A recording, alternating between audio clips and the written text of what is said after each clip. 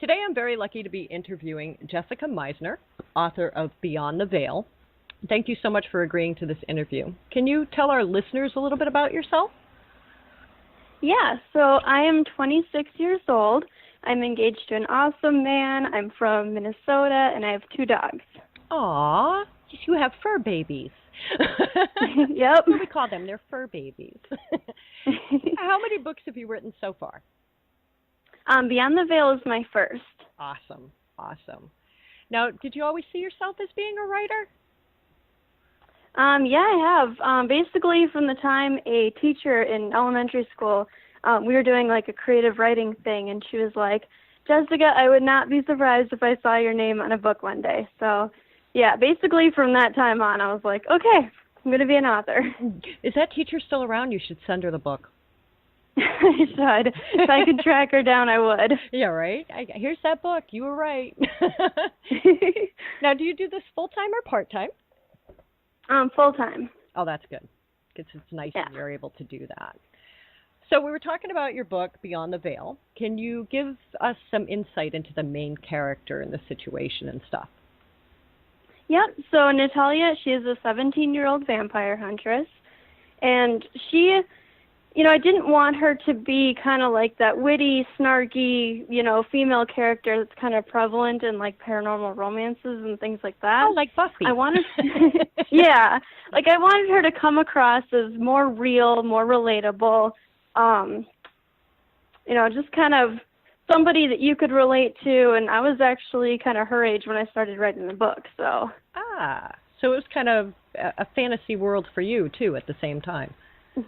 Yep, when I started the book, so that was 9 years ago. Oh, wow. Yeah, and now I don't feel so bad that I've been working on my 2 for 3. No, not at all. And what does she do in this vampire hunter world? Yeah, so she vampires? Is she's the vampire huntress. She ends up going to Clawhaven, and that's the territory of the werewolves, and she ends up making a decision there that possibly puts her entire, people at risk for war, and it kind of deals with her ramifications of that decision. So, sounds interesting. Now, this may sound like a funny question, but why do you write?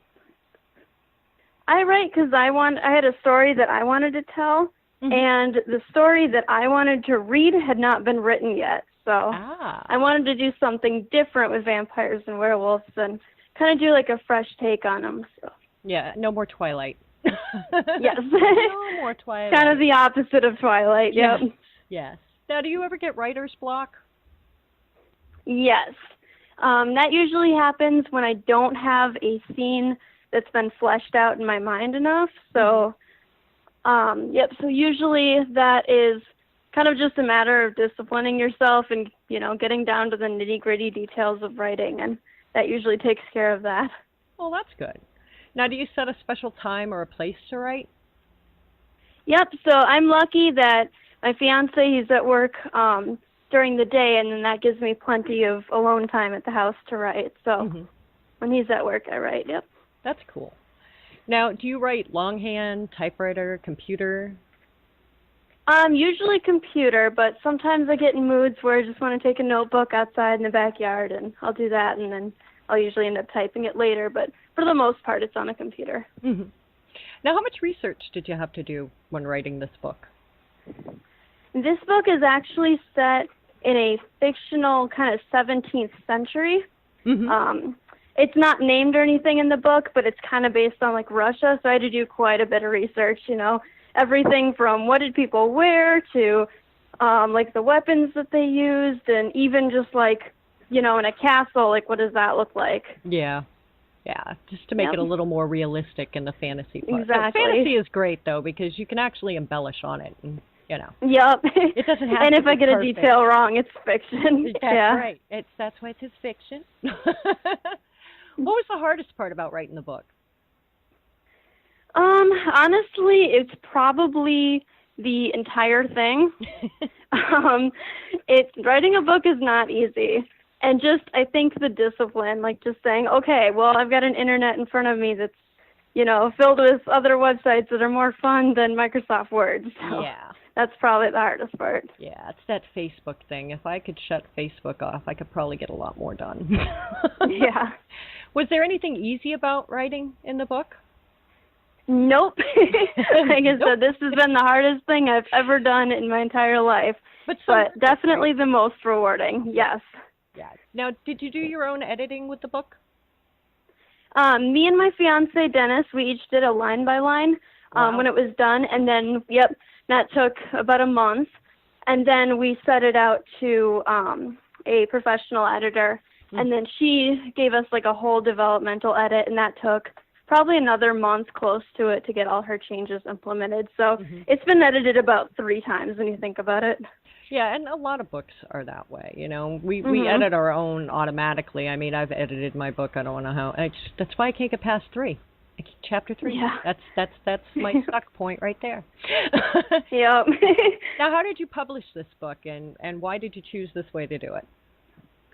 I went through Amazon's company, so CreateSpace, and I did that because we did a lot of research on like traditional publishing, and that's a very, very slow method. It's a few months just to query. It's a few months just to get a literary agent if you're lucky enough to get one.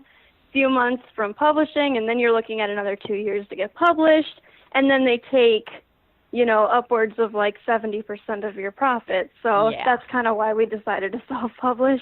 And designing my own cover and being in control of those details was really nice too. Yeah, and it is. It's an advantage to a lot of authors today because there are so many fiction authors out there. If you're writing fiction, it's hard to even get a publishing company to do you because they're like, oh no, we got too many of these stories or we have too many of those stories. So yeah, I'm really glad that you can actually self-publish now.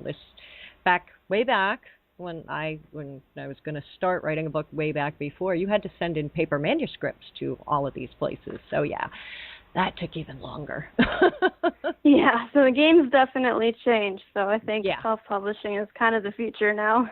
And that's good, too, because hopefully we'll get more people reading because, a little less time on Facebook, a little more time in a book.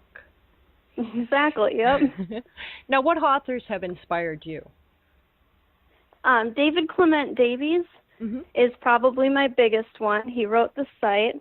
And then Whitley Strieber, who wrote The Wolfen, was also a huge inspiration. Nice. Now, do you have a favorite book of your own? That would be The Site, yep. I just love his portrayal of the wolves. Yep, it's kind of just about a wolf pack. And then, so one of them's actually got a power, and just the entire world building and all the effort that he put into that book was really amazing. So for your own reading form, which do you prefer? Do you like an actual book or are you more digital? An actual book, definitely. Yeah, I say the same thing. I just paper, feel of the book, smell. I don't know. Yep, everything, yep.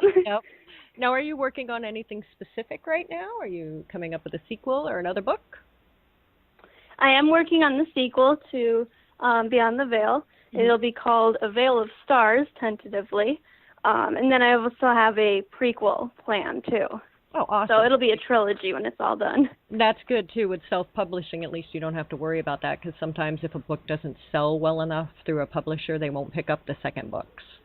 Oh, yeah, I know. The reader hanging, too. It's like, okay, where's the next book? Where's the next book? Yeah, exactly.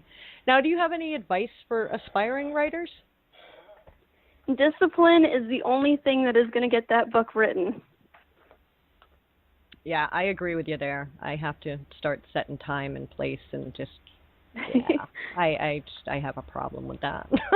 I have that, short attention span. Oh, something shiny, squirrel, coffee. Yep. Yeah. We all have that. You just got to battle through it and just, got to sit down and write. Yep. Now, where can our listeners find your book to check it out and purchase it? Beyond the Veil is on Amazon if you search, Jessica Majzner, Beyond the Veil. And then it is available in ebook format and paperback. And then it's also, if you have Kindle Unlimited, it's free with that too. Oh, awesome. Yeah. Great. So plenty of places to check it out then. Well, I want to thank you again, Jessica, for coming on here and letting us get a little bit of a glimpse into your world. Yeah, no problem. It was a great experience talking to you too. So. Great. So we'll have you come back after the next book. All right, that would be great. Okay. Stay tuned, everybody. There's more to come.